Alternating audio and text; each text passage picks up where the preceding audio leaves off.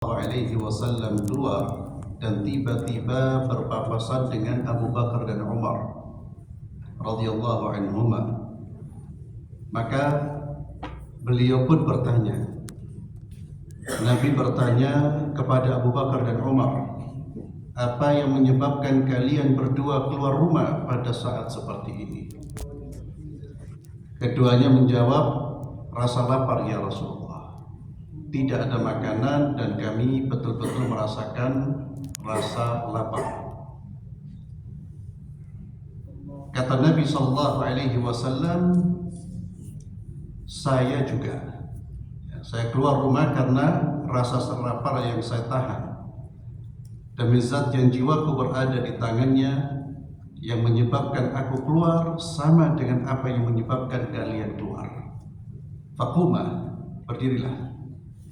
Lalu keduanya berangkat bersama Rasulullah Sallallahu Alaihi Wasallam hingga akhirnya beliau pergi mendatangi seorang sahabat Ansar. Disebut sahabat Ansar, artinya sahabat itu adalah sahabat yang berdomisili di Madinah, yang menerima kedatangan kaum muhajirin, kedatangan sahabat-sahabat yang berhijrah dari Makkah menuju Madinah. Istilah muhajirin adalah istilah yang diperuntukkan bagi sahabat yang berhijrah dari Makkah menuju Madinah, disebut orang-orang muhajirin. Ansar, mereka-mereka yang tinggal di Madinah. Lalu keduanya berangkat bersama beliau hingga akhirnya beliau pergi mendatangi seorang sahabat Ansar. Tetapi dia tidak sedang berada di rumah. Ketika istrinya melihatnya, wanita itu berkata, selamat datang, mari silahkan. Lalu Rasulullah Sallallahu Alaihi Wasallam bertanya, mana si fulan? Wanita itu menjawab, sedang pergi mencarikan air bersih untuk kami. Tiba-tiba sahabat Ansar itu tiba dan melihat Rasulullah Sallallahu Alaihi Wasallam bersama kedua sahabat beliau.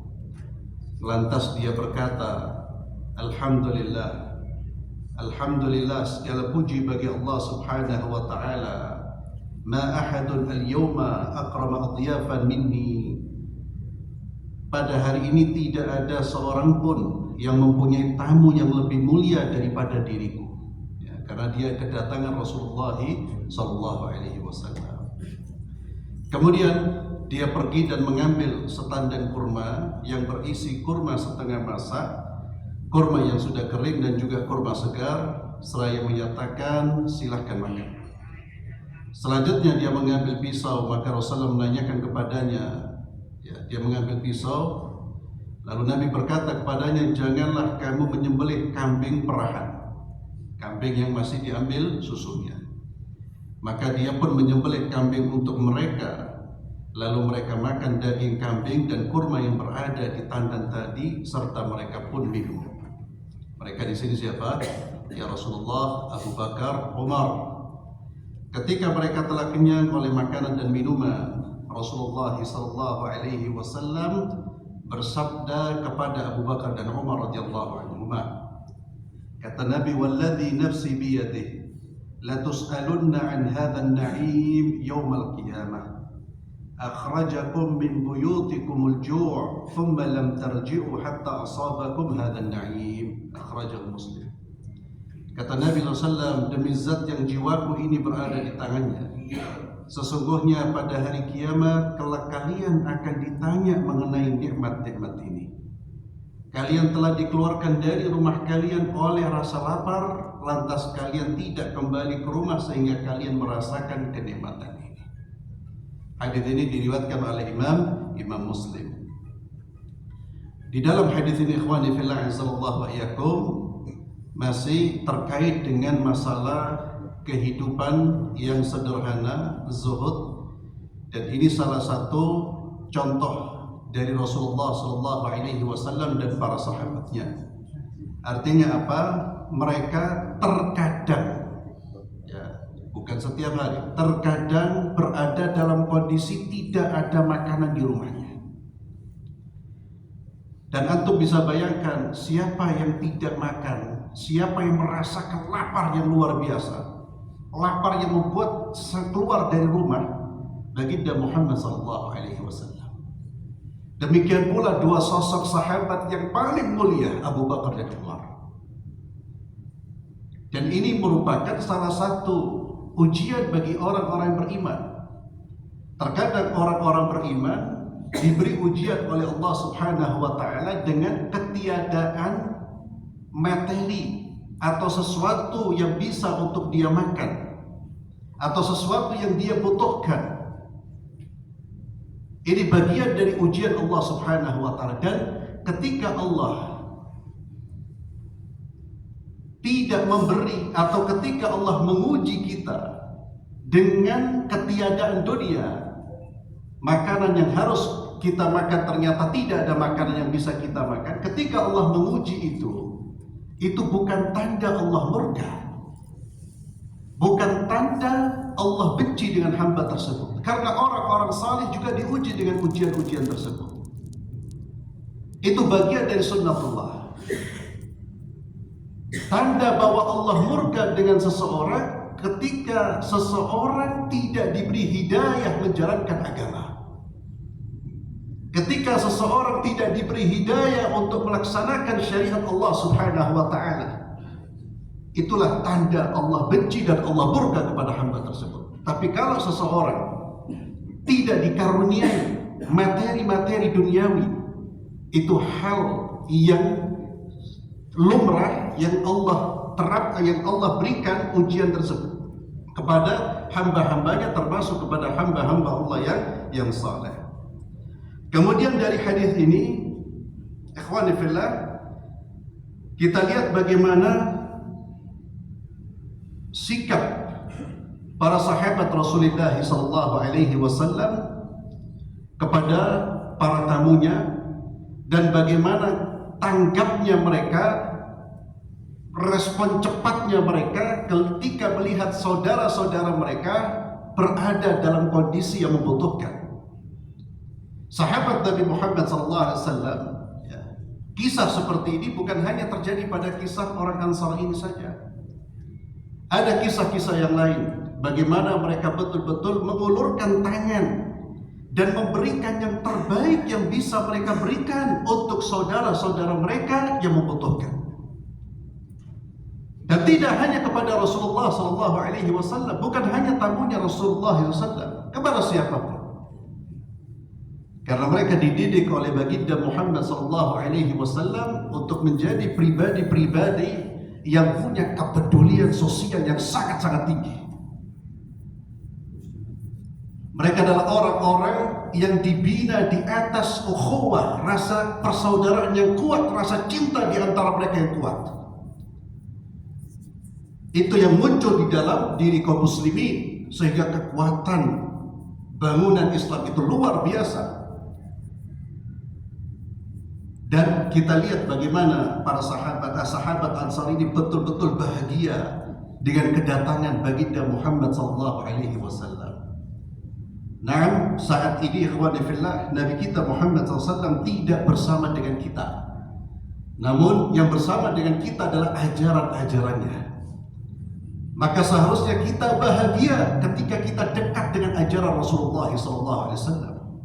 Sebagaimana sahabat itu bahagia ketika melihat Rasulullah SAW. Berbahagialah ketika kita bisa menjalankan sunnah-sunnah Rasulullah SAW. Berbahagialah ketika rumah-rumah kita ada sabda-sabda baginda yang dibacakan di situ. Itulah kebahagiaan yang seharusnya muncul dalam diri seorang muslim ketika dekat dengan Rasulullah. Sekarang ketika kita dekat dengan ajaran baginda Muhammad SAW, berbahagialah. Sekalipun kita tidak dekat dengan dunia, seandainya kita diuji oleh Allah dengan dijauhkan materi-materi duniawi, tapi selama kita dekat dengan baginda Muhammad SAW dalam pengertian dengan ajaran beliau, menjalankan ajaran beliau, itu anugerah yang luar biasa. Itu anugerah kenikmatan yang luar biasa yang Allah berikan kepada kita. Oleh karena itu ikhwani fillah, dekatkan diri kita dengan ajaran baginda Muhammad SAW. Jangan sampai kita sehari-hari tidak bersama dengan baginda Muhammad SAW. Tidak bersama artinya tidak bersama dengan ajaran beliau, tidak bersama dengan sunnah-sunnah beliau. Dan ini salah satu ikhtiar kita untuk mengenal ajaran beliau, untuk dekat dengan beliau, dengan mendengar sabda-sabda beliau SAW, dan juga mengetahui perihal kehidupan beliau SAW.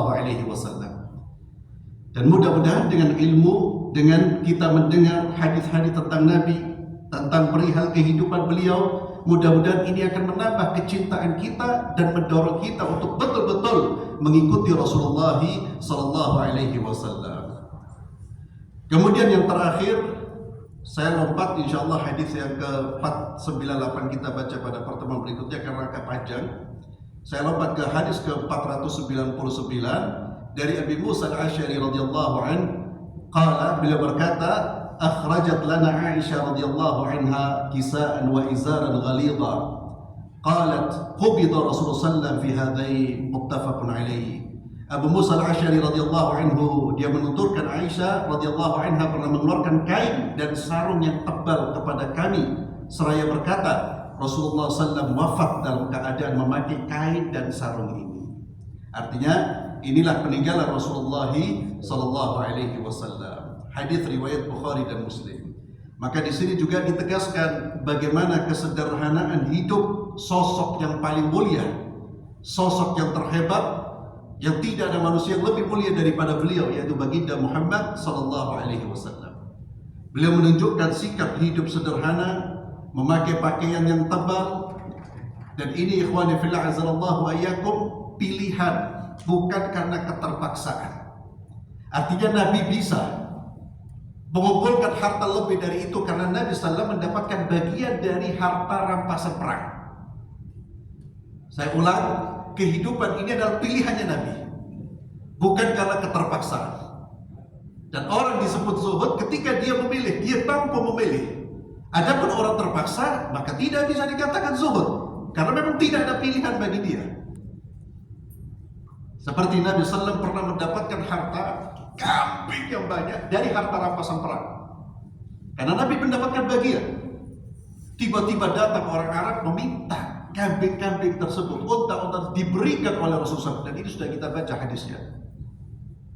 Bagaimana Rasulullah melihat dunia? Dunia terkadang digenggam dan mudah untuk dilepaskan. Ketika digenggam, ketika harus dilepaskan dengan mudah. Itu artinya zuhud. Zuhud itu ketika kita melihat dunia ini tidak lebih bernilai daripada akhirat. Akhirat yang paling bernilai, sehingga ada benturan antara dunia dan akhirat, kita sangat mudah melepaskan dunia. Bukan sebaliknya, melepaskan akhirat demi mendapatkan dunia. Itu artinya kita melihat dunia lebih tinggi, lebih mahal dibandingkan dengan akhirat. Demikian kehidupan Rasulullah SAW, dan silakan dibaca tentang rumahnya Nabi. Berapa besar rumahnya Nabi. Jadi insya Allah Pak, kita ini semiskin-miskinnya Pak, insya Allah masih lebih kaya daripada Rasulullah SAW. Masih lebih enak. Nabi itu kalau sholat malam, istrinya itu kakinya harus ditekuk, baru Nabi bisa sujud. Ya Allah, berapa luas rumah beliau SAW. Siapa beliau? Maka jangan kemudian kita mengeluh dengan keadaan kita. Ya, bekerja harus, berikhtiar, tidak boleh malas seorang muslim.